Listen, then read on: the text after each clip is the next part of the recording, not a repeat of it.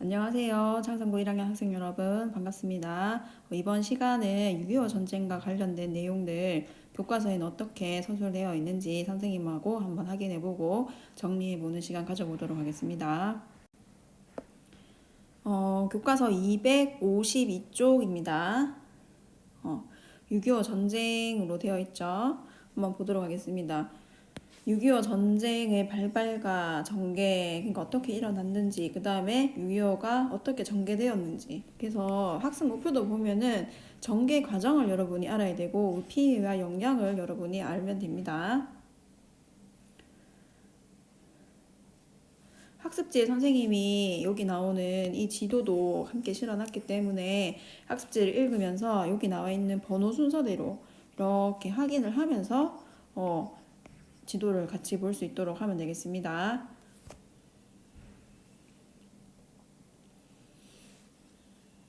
(6.25) 전쟁의 발발과 전개.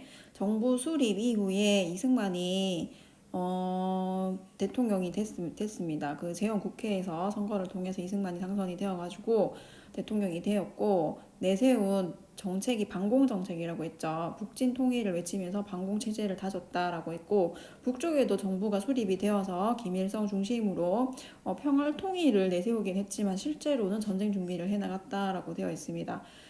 이거의 중요한 선이 이제 밑에 나오는 에치슨 라인, 여기 중요한 게 나오죠. 그렇게 되면서 남한을 침범해도 미국이 쳐들어오지 않겠다는 계산 하에 남침을 한다고 했습니다. 여기 보면은 미국, 소련 양군 모두 1949년이 되면은 한반도에서 철수를 완료합니다. 그해 겨울까지 38도선 일대에서는 남북 사이에 계속 무력 충돌이 빈번하게 발생을 했습니다. 전쟁의 조짐이 미리 보이고 있었다라는 거예요. 그러니까 6.25 전쟁이 터지기 전에 이 38도선 근처에 있던 이 군인들은 조만간에 전쟁이 터지겠구나 하는 그런 직감을 다 느끼고 있었다고 합니다. 그리고 여기 뒤에 봅시다. 철수 이후 미국은 뭐라고 돼 있나요? 태평양 방어선, 그걸 뭐라고 부르냐면 에치슨 라인이라고 부른다고 했습니다. 여기서 어떻게 했느냐, 한반도를 제외시켰다라고 했습니다. 그 다음에 한미 상호 방위 원조 협정을 맺어서 남한을 지원한다라고 했죠. 그 다음 소련은 북한에 무기를 지원하고 북한의 남침 계획을 승인하였다. 왜 이게 승인이라는 용어가 들어가냐면은 공산당 체제는 소련의 체제 밑에서 이렇게 움직이는 단체라고 했습니다. 그 다음에 중국도 미국이 전쟁에 개입할 경우 북한을 도와 참전할 것을 이미 전쟁 전에 약속이 되어 있었다라고 서술이 되어 있네요. 그 다음 내용 보도록 하겠습니다. 그렇게 하면서 1950년 6월 25일 북한이 38도선을 넘어 전면적인 남침을 감행하고 3일 만에 서울을 점령하게 되고 6월달 25일 말일쯤에 침략을 했는데 한 달도 안 걸려가지고 여기 낙동강까지 진출을 하게 됩니다. 이제 이 지역만 남은 상태였어요. 이 상황에서 유엔이 북한의 남침을 침략하기로 규정하고 유엔군이 결성되면서 유엔이 6.25 전쟁에 참전을 하게 됩니다. 그렇게 되면서 국군과 유엔군이 함께 무슨 작전을 감행하게 되나요? 인천 상륙작전. 그러니까 벌써 우리가 여기 수세에 몰려있는 상황이었죠. 지도를 보게 되면 여기 이렇게 방어선이 되어 있지만 방어선이 이렇게 되어 있지만 이제 얼마 안 남은 상황이었어요. 곧 이제 점령을 당하면 끝인 그런 상황이었는데 여기서 유엔군이 여기로 부산으로 상륙해가지고 위로 밀고 올라가는 거는 전략적으로 굉장히 어렵다는 거는 군사적으로 된 거기 때문에 허리를 치고 들어와서 어떻게 한다고? 선생님이 지난 시간 어떻게 설명을 하던가요? 허리를 치고 들어와서 양쪽으로,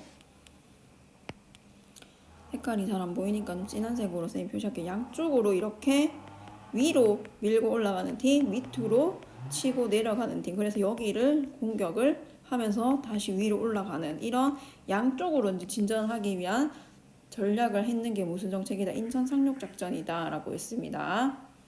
다시 밑에 보기로 하겠습니다. 그 다음 밑에 쭉 읽어볼게요. 그 다음에 전세를 역전해서 서울을 수복을 했지만 38도선을 돌파해서 이제 압록강까지 진출을 하게 됩니다. 이제 조만간 이제 전부 다 우리가 승리를 할 수 있는 고지에서 누가 이제 참전을 하게 되면은 국군과 유엔군은 북한을 돕기 위해 참전한 중국군이 드디어 참전을 결정을 하고 참전을 하게 됩니다. 그러면서 또다시 서울을 뺏기고 평안 인근까지 후퇴하게 되는 걸 뭐라 하느냐, 일사후퇴라고 얘기하죠. 그리고 나서 이 이후부터는 38도선 부근에서 전선 교착으로 인해서 계속 왔다 갔다 하면서 싸우게 된다는 거죠. 그렇게 되면서 소련의 제안에 따라서 정전 협상이 시작이 됩니다.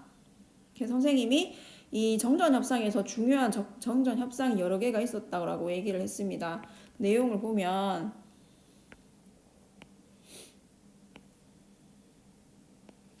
게요. 전정 협상은 군사 분계선을 어디로 할 것이냐, 어느 지점까지로 군사를 나눠 가질 거냐, 군사 분계선을 나눌 것이냐, 그 다음에 감시 체제는 어떻게 할 것이냐, 그 다음 양쪽에 잡혀 있는 포로 송환은 어떻게 할 것이냐를 둘러싸고 2년이나 이어지게 되는데 협상이 진행되는 동안에도 어떻게 되었다고 나오나요?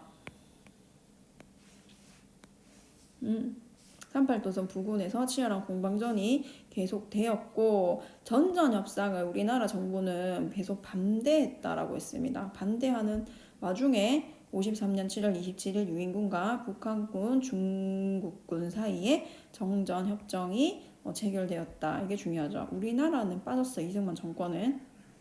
유엔군, 북한군, 중국군 사이에 정전 협정이 체결되었다. 그 다음 6.25 피해와 전쟁. 6.25 전쟁은 당연히 인적 물적 피해를 많이 가지게 됐다라는 내용이 여기에 설명이 되었고, 그 다음 전쟁 과정에서 특히 민간인의 희생이 컸고 북한군은 반동문자를 몰아낸다 명분으로 위 인사들을 이때 다 청산시켜버립니다. 학살하고. 그 다음에 우리나라 역시도 군경 북한에 협력되었다고 의심되는 사람들을 빨강이로 몰아서 학살하는 사건이 있게 됩니다. 그 다음 이제 결과 남북 분단이 고착화되면서 한반도가 냉전의 최전선이 되게 됩니다. 그 다음 미군은 우리나라에 한미상호 방위조약을 맺어서 미군을 한국에 주둔시켜 주게 되었다라고 나오고 있죠. 이거를 이렇게 해준 게 이승만 대통령이 포로를 다 풀어줘 버리는 포로 석방을 하는 바람에 그렇게 되었다라고 했습니다. 그 다음 북한에서는 중국의 영향력이 강화가 되었고 일본이 이 6.25 전쟁으로 인해서 전쟁 특수에 힘입어 경제 성장을 이루고 군사적으로 재무장을 하면서 동아시아 반공 정성의 한 축을 이루게 되는 역할을 하게 됩니다. 일본이. 그러니까 6.25 특수, 전쟁 특수를 누리게 되는 거죠. 일본이. 그 다음 전쟁으로 이념되니까 적대 감정도 깊어지게 되었다라는 거. 그 다음 이 남북의 정권 자체, 남쪽뿐만 아니라 북쪽도 전쟁에 대한 공포심과 상호 적대감을 이용하면서 억압적인 독재 체제를 만들어 가게 됩니다. 민간인 희생 사건과 관련해서는 세세한 내용들을 막 외워야 되는 건 아니지만 여기 나와 있는 내용 정도는 국민보도연맹 정도는 여러분이 기억을 한번 해보세요.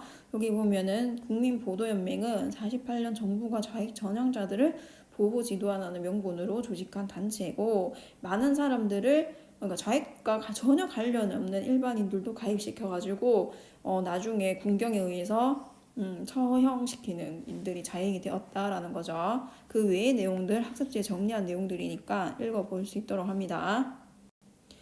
그 다음에 내용 확인하는 내용 선생님이 가져와 봤는데 이거 풀어서 그 다음에 여기 지도 나오는 거 과정 어떤 식으로 전쟁이 진행되는지 1번, 2번, 그 다음 3번 다 해서 가지고 올 수 있도록 합니다. 선생님이 등교 계약 하게 되면은 이 내용들 한꺼번에 다 같이 확인할 수 있도록 하겠습니다.